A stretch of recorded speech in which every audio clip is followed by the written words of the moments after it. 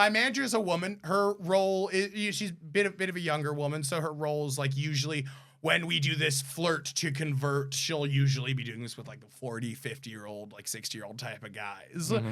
And wait, you all do this like actively, like this is part of your sales? If I hit my sales goal at the end of the week, they will give me $90. I will extort anyone so fucking hard. For $90. Well, because I'm also fucking bored, too. So imagine you worked at some other minimum wage ass job, and they were like, hey, you could entertain yourself with like a fun little Ted Bundy game. And then you get $90 if you win. I'm like, cha-ching, give me that quarter day's pay, baby. Let's fucking go.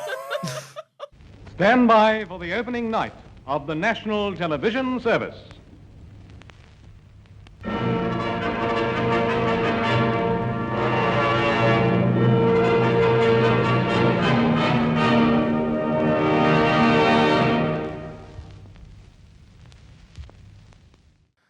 So, at work a lot of the time, because I'm such a sales dick, I have, there's a lot of repetition that goes into my job. So I have like opening lines for people who are going to walk into the store, and I'll like throw in like a joke. Like, for example, I work at a sunglasses store that sells almost entirely sunglasses.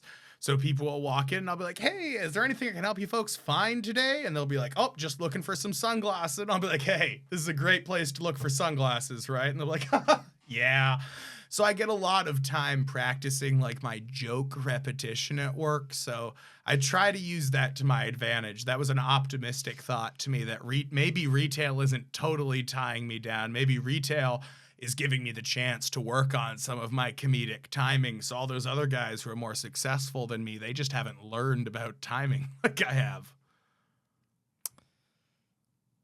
You sound like you're coping. Me? Yeah. No. Coping? No, I just think I'm getting a lot of perspective, man. I'm like, I'm not a failure. You know, I shouldn't have been successful by now. I'm still young. Dog, I'm still young. I'm not coping for shit. My dick is huge. I'm not coping for shit, dog. You might be right. I think that you're when you're doing that. As long as you don't think I'm fucking coping for anything, because I'm not, and my penis is huge. I think you were right in regards to when you were like trying to get people to donate to animals. I think that helped you, but I think you're lying to yourself right now. Do you think I lie to myself often? I don't know. Well, I'm genuinely curious. I'm not. Hey, Julian, what do I say to myself in my brain? Like, what the fuck? No. But I mean, like, do you think I have like? So, for example, when you're talking to Levy about something, sometimes, like, let's say you give Levy a character in a skit, and he'll be like, "Oh, I really love this character," and you're like, "Yeah, Levy, you fucking would, because you're biased. He's you, and you love him." So is it like that where sometimes you think I'm too biased to trust? I was being silly. I was not being serious. Oh, okay. Yeah, no. I was going to dive into this the conversation real got side deep. of I don't know. I'm totally fucking around. You were being silly. I was also trying to be silly. I wasn't trying to make like a deep statement. I'm not fucking insecure, and I have a huge penis, so stop talking to me like I don't, all right? Because I do. I'm just trying to do like a Tim Robinson sketch right now, and it's not going to work out for us. I don't know who that is talking. 55 burgers, 55 fries, 55 pizzas, 5,500 taters. No, you don't remember Tim Robinson? He's on all I Think You Should Leave. I'm trying to think of. No, just look up. People know who fucking Tim Robinson is. I can't think of another reference to a more famous bit than the drive-through pay it forward to charity bit. I feel like that's his bit. I know that guy. Well, he's the pay it forward guy. He was the I didn't do shit. I didn't do shit. Yeah, it's that guy. That gets used in a lot of like blue collar construction site memes. Yeah, where it's like, well, it's not my fault, or it's like, I take responsibility for my work. I need to blah blah blah, and then it goes to like site supervisors. I didn't do fucking shit. Yeah.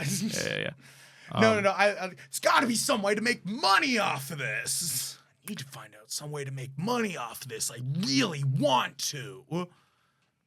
Do you want to hear a silly thought I had? Sure. I was watching Suits. They talk a lot about legal precedent, and I think legal precedent is just it's a silly way of saying, but he said. That's it. I like that. No, Megan didn't fucking move. She's not happy. I was afraid that I was afraid that you were gonna make some joke about like how legal precedent like affects us, and then I was gonna go full poli-sci major, which I almost already kind of am. But legal precedent is a really interesting tool. I don't know what that means. That's why I didn't make any movements or noises. It's like rather than having to argue your like situation on its merits, you could say, well, a similar situation happened X number of times, and the judge then ruled in my favor. So it's like rather than being like, oh, I'm in the right, he's in the wrong. It's like, look, all these other people said that they were in the right, so you should say I'm in the right too. Rather than like looking at my specific situation, it's like, well, all these other guys already said that he's wrong, so he must be wrong. Okay, so do the joke again. No. It wasn't really a joke. It's Do the roar. Pretty much just do the roar. Well, now I will get it. If you do it, I did get it because I don't know what that means. Okay, legal precedent is a silly way of saying, but he said. Okay. It's not funny, Doc. It's nah, not you're funny. fucked. Yeah, especially she didn't laugh even when she got it. That means it's really not funny. It feels like it's not done. Like you're gonna say more. Yeah, no. It's I'm just like waiting. It's for more you to just say a the thought. funny part. It's kind of I didn't think it out that much. I do that. It's kind of just like, here's the thing. All of my weird thoughts are just legal precedent is weird, you know, and that's like. So am I right? So, folks, news is kind of weird recently. Yeah, right. I don't know if you've read about this Donald Trump character. Yeah. Yeah. But I don't know. I mean, it's like argue your case. Don't be like okay, people like a dude 50 years ago said that in this similar situation I was right and he was wrong. It's like, yeah, dog, it's been 50 years. Let's like reevaluate. You know what I mean? But rather what they do is they'll say, hey, this happened. This precedent was made 50 years ago. Let's not sway away from 50 years of precedent. Like if precedent has been around for a long time, it's seen as this powerful thing because it's been the standard for so long, when in my opinion, if a standard was established a long time ago, it makes more sense to like reevaluate. You know what I mean? I'm trying to think of what I think. I'm just trying to remember back to my university days where I think of what the smart pros person and would say. cons of legal precedent being so heavily involved in our court system. The pro is that it makes it way faster, and that our legal system would probably grind to a halt if we didn't use precedent to like establish guidelines. Like you can get some that. So that's that's the first actually thought on my mind when you talk about legal precedent. Is legal precedent feels like it can be used to like quickly win a lot of progressive victories. Like if you have a legal precedent in like a higher court. Well, not just progressive, but I guess I say progressive we can because win. You have a progressive ideologies are a little more inherently harder to execute on, because if you want to progress in a certain direction, you have to kind of make all the cases for why we should progress in a certain direction. And if you want to stay more the same, I feel like your argument is a little bit easier. Maybe just because people psychologically don't much like change, but I find that if you can achieve a precedent, it can be like exactly like you say, it can be used to achieve a lot of stuff quickly. Like you can say, oh, there's a legal precedent for allowing women to get an abortion under these conditions. It feels like you can win a lot of fights more quickly if you say like, oh, well, in this higher court that this fight has been up to 50 times, the precedent is usually decided as this. So we'll save ourselves a lot of time by deciding that. I don't think that's the way it works. Everyone, I was just making up fake news bullshit. You're trying to think of what I was just trying to win. I just wanted me to be right. Well, it's like a callback to last episode, right? Sometimes you guys just talk about stuff, right? Sometimes we just talk about stuff, and I just want to be heard. I just want to be fucking heard. I think the two big reasons are because it makes things more efficient, but then also people can conduct themselves in not coordinates, in conjunction, that's not the right word, with precedents, and assume that they're going to be, protected by the law. Whereas if every time a dispute came up, we didn't rely on precedent to decide to resolve it, everyone would be constantly like not knowing what they were protected by the law to do and what they weren't protected by the law to do. It's like when they write new software, they usually incorporate some of the old software. Like the new version of Windows isn't like from scratch. They were like, how do we do this again? And they're just like, oh, okay, so people like these things. I don't know if it's me or if it's you, Julian, but I feel like almost every time I say something and then you try to like analogize it, I am so lost. Like when you say, like I literally, with all the love in the world, I have no fucking idea what when you're you throw a talking chicken about and right a now. goat into the same pen, you know? They're just at odds. One's beaking, one's horning. You know what I'm saying? Yeah, I mean, also... No, it's like at the zoo when you're at different exhibits. You know, there's like a polar bear section and then there's a non-polar bear section, you know? So we're in both those sections. You know what I'm saying? In addition to your analogy not making sense, I can't believe you think this is funny. The fact that you're leaning into this hard, bro. I don't know what to do. I appreciate you, but I don't know what to do. I don't have a lot of options besides to lean into it. Dude, we have a board full of options. We filled a whiteboard with directions we can go in. What you think about porn servers. Okay. I was in class, and this guy was talking about what kind of fucking class? HVAC. And this guy was talking about a server farm that they take care of, and it's 2/3 of the server farm is porn. And the way we handle service calls, if it's something important like a server or like an MRI chiller at like a hospital or something like that, is we get the emergency call and we're like, okay, like we gotta go and solve this problem immediately. And when I heard about where he, like the servers that he works on, I just had this image of a guy being like, small dick humiliation is down, go, go, go, go, go. And like everyone's like trying to get out there, like we gotta get BBC porn back online. And like everyone's busting their ass to try to make sure people can jerk off to anal. Like like me waking up at midnight just like, fuck, honey, I'm sorry, I gotta go. I can't watch my kids grow up. like there's like all that same intensity for a server, and it's like in reality, like I get it, like it's this company's losing money, but if you look at the bare bones of it, it's people like leaving, disrupting their entire lives to make sure that like John down the street can jerk it to whatever the fuck he wants to jerk to, and there's just something funny. Quick. yeah.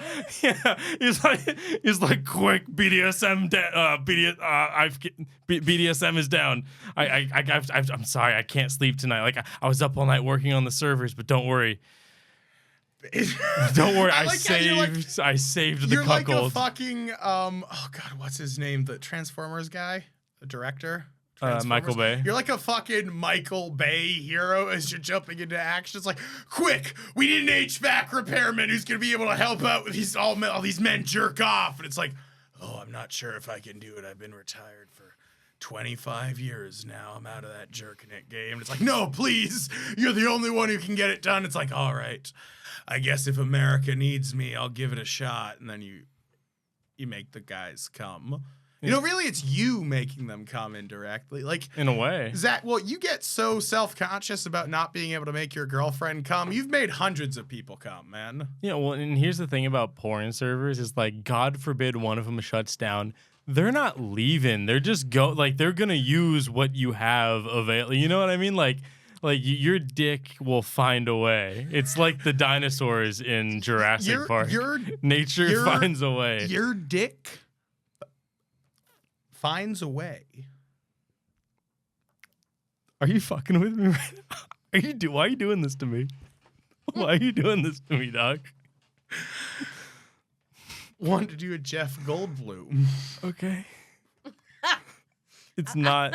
Listen, Doug, you got Jason Statham. Let's just relax. Let's relax on the voices.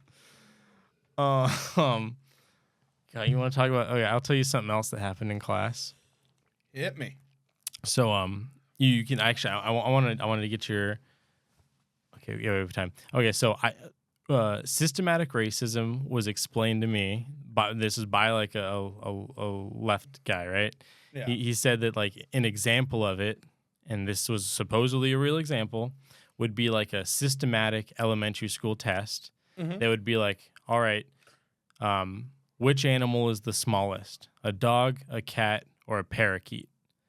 And that could be an issue because supposedly less black people know what a parakeet is, right? Or have less experience with a parakeet. That is the way it was explained to me. Sure. Okay. Now, is that somewhat accurate? Like stuff like that? Like, I mean, I think that you know what? Never mind. to Don't even defend it. I don't need you to go on a tangent. The point is in class. No, I just need to say. Fine, just say no. No, not quite. Okay, that's fine. I didn't say that. Someone else said that. I was just repeating it. In class, okay, we were learning about control systems, and we were designing schematics for control systems that had like sensors and switches. And the task that we were given was to design a sous vide. And I felt like a classist, like systematic, like classism because I was like, the fuck is a sous vide? Like I was like, they're like, all right, just go ahead. Like we've talked about switches and sensors, make a sous vide. I'm like, a what? and I was just like, I was fucked. I know like, what McDonald's is, dog. Yeah. You giggled, Megan. Didn't budge. That's okay. I do look to both of you for a reaction. I'm not sure what that is. Oh, fuck yeah. We were poor. I Let's go. think it's like where you put food in a bag and then you put it in the water. True. Okay, cool. Yeah. I and then see. the See, water when I heard it, gently- when I heard it, I was like, haven't been on those elitist family vacations where you spend like 45 fucking minutes talking about your sous vide, even though you didn't use any salt to cook anything. Everyone's like, "Oh, it's so tender." It's like, yeah, because you cooked it right for fucking once. see, when he brought Wow. up sous vide, it made me think of the systematic racism thing, and I was like, this must be how black people What it cook their made food. me think of Not is to that step on Uncle that Chris fucking- can't Wow. cook for Funny. shit and thinks he can. Did you think it was funny, Megan? I thought it was inappropriate. I Oh. don't know where I heard it. I thought How's I it didn't- inappropriate? I didn't That's like just that me being one. silly. Yeah, fuck it. did Did you hear it or no?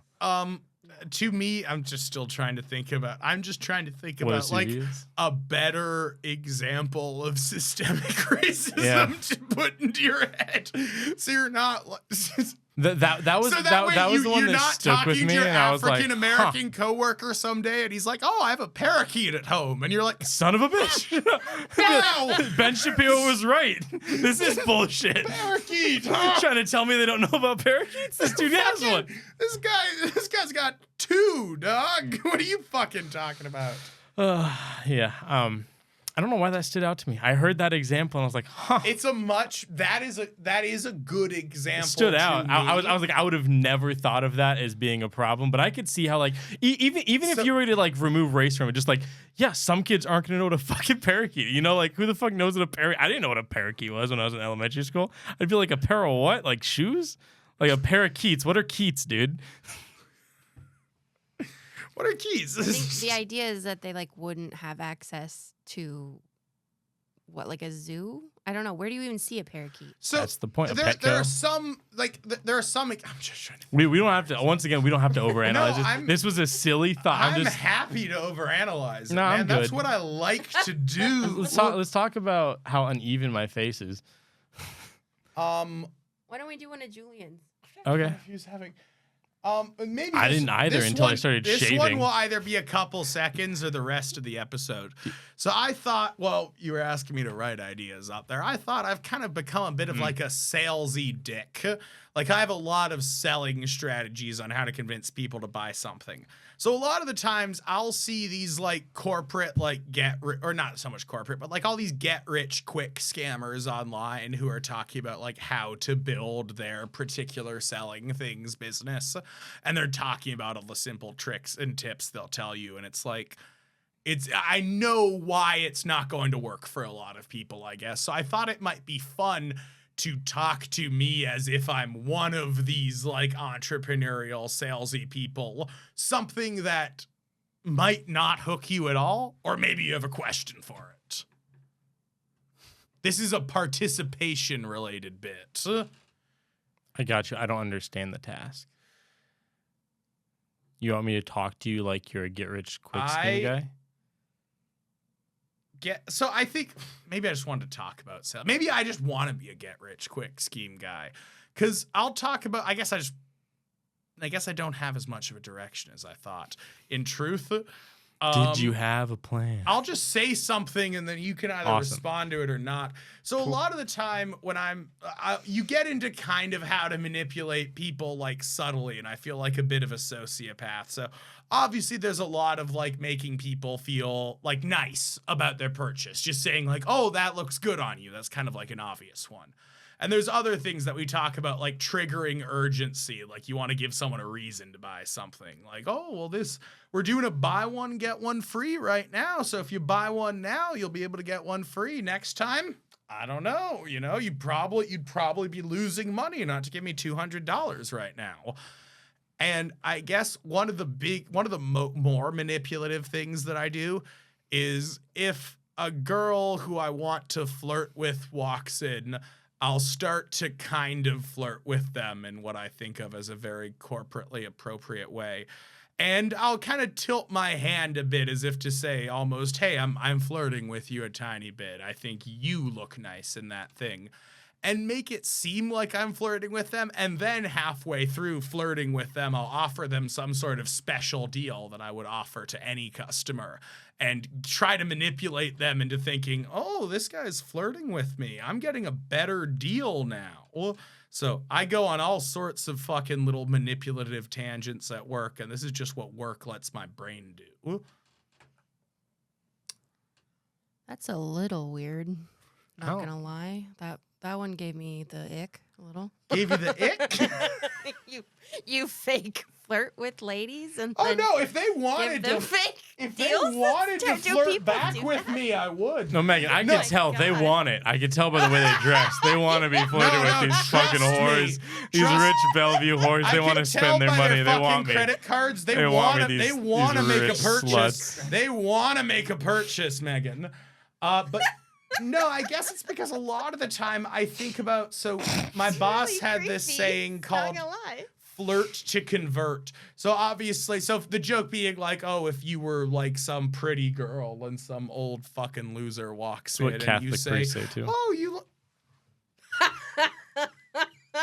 That didn't give you the ick. All right, church pedophilia, okay with Megan, but Further away. Yeah, Further away. Julian. The difference is I'm not like, you know what I do 5 days a week. Yeah, you know what I do for work? No, but it's like You know how I pay the There's bills. a group of people who you like want to fuck, and I don't have that, so I need to kind of like subvert that expectation. I need to kind of like undercut them. I need to be like, okay, fucking me isn't the reward for buying these sunglasses. The reward is tricking me, but in reality, I'm tricking you. No, it's like the dentist system from Okay, It's so- Always so- Sunny so- Yeah, in that's Philadelphia. super creepy. So- What are you talking about? Megan, He's a psycho. Megan, I would never do anything. It's all about the implication. So you make them think that they can take advantage of you because you're pathetic. In reality, no, okay. In reality, I'm like, You make them think that they can take advantage of you because you like them, when in reality you're using their thought that they can take advantage of you because you supposedly like them to get them to buy something. yes. That's insane. That's, awesome. That's no. I weird thing to think. I think it's What do amazing. you think and they I think really you, think like Julian, that? you are physically built for that. It's fucking, you nailed the build, dude. If you were a D&D character, you went straight That pathetic was a salesman. fucking nat 20, bro. That was... I think it's great. And guess what? I think those rich sluts are asking for it. Oh my god. They want it. They want it. No, because everyone. So at my store, they were talking. So my manager is a woman. Her role is she's a bit of a younger woman. So her role is like usually when we do this flirt to convert, she'll usually be doing this with like a 40, 50-year-old, like 60-year-old type of guys. Mhm. Wait, And you all do this like actively, like this is part of Anyone- your sales. if I hit my sales goal at the end of the week, Fuck. they will give me $90. I will extort anyone so fucking hard. For $90. Well, because I'm also fucking bored too. So imagine you worked at some other minimum wage ass job and they were like, hey, you could entertain yourself with like a fun little Ted Bundy game. and then you get $90 if you win. I'm like, cha-ching, give me that quarter day's pay, baby. Let's fucking go. Oh my god. You saved it, Julie. That's awesome. No, but I feel like Does it work? it's worked. So the thing is, I bring this up because it's one of my funnier sales strategies, but when the fuck do I use it? Like the age range of people that this works on is rare. You know what? Hold on, can I cut you off? Like, it's like when a 20 to 20, like, it's like when a 20-something-year-old fucking walks into my store, I could use it. Otherwise, no one. I do find it funny that you were previously making the case that this was somehow going to help your stand-up. And I hope to God you do not try to do this with your stand-up. You're going to go in and be like, no, Zach, I'm going to trick them into thinking that I'm pathetic. I'm going to pretend to be a creep. That just can't. I just can't help myself. I'm gonna sell my employer out to get them to buy sunglasses. They think that they have me by the balls when in reality I have their wallets. I don't have a direction to go with that. Your part was funnier. What you said was great. Should have left it at that. You did a good job. Man, I just feel as though I made myself an opportunity where I didn't think I would get one, and that's the American dream. Dash Ted Bundy. I made an opportunity where I thought I never would have had one, and that's the American dream. Zodiac killer. Zodiac killer. Yeah, if you solve the last one, that's actually what it says. Ted Cruz's dad. Don't stop, we go straight to the top. Don't stop, we go straight to the top. I am that dude. I am that dude. I am that dude. I am that dude. I am that. Don't stop, we go straight to the top. Don't stop, we go straight to the top. And we all going together.